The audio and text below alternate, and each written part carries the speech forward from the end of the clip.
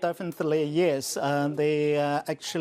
Yes, trade war is still a lot of uncertainties over there, but we got to remember that for China, in terms of Chinese growth, that over 90% of Chinese growth are sourced from domestic demand front. So China, in other words, is much more domestic driven nowadays than previously. So this is basically the key kind of simple fact we need to bear in mind when we look at China. Particularly look at the trade issues.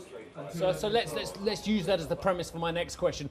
How do you delever and stimulate at the same time? Of course, they want stimulation amongst the Chinese consumer, but they're trying to delever some of the enormous debt loads in certain hot parts of the economy. This sounds like a very difficult conundrum, sir.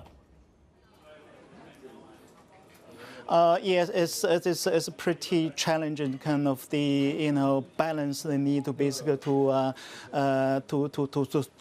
strike. But the good news here is, however, is that actually in terms of the debt burden, in terms of high level, is mainly concentrated in some particular part of the economy, but not all over the economy. In other words, the SOE is the area where you have a lot of China's debt burden has been concentrated on, but the non-SOE sectors, the private corporate sector, the household sectors, their balance sheet is still reasonably strong. So that given the policymaker a bit of leeway in terms of how to basically strike balance between two.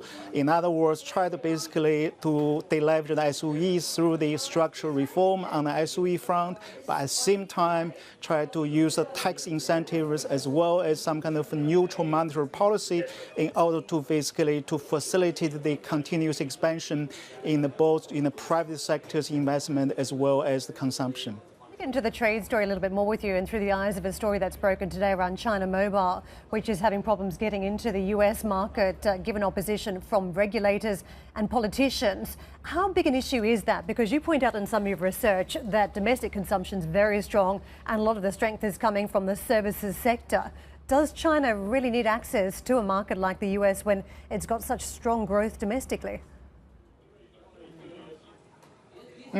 Surely, we're going to see a lot of this kind of trade tensions, a lot of these disputes going forward. So we kind of entered to a new area of this kind of the trade relationship between China and the U.S. So we have to get used to this sort of things.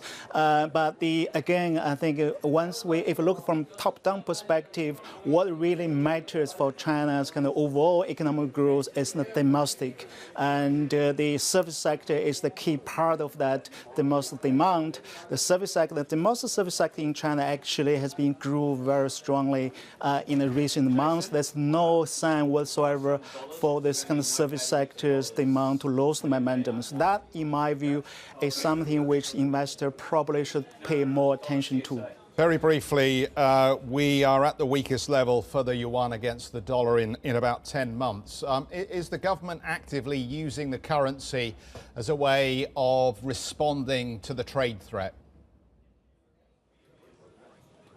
No, I don't think this is the case that China's government is used the currency as a trade weapon, but instead this is just a reflection of the dollar rally, and then the government making it perfectly clear even previously that they want to see a two-way flexibility or two-way volatilities in their own currencies going forward. I think this is part of basically the way for them to increase the flexibilities in the currencies.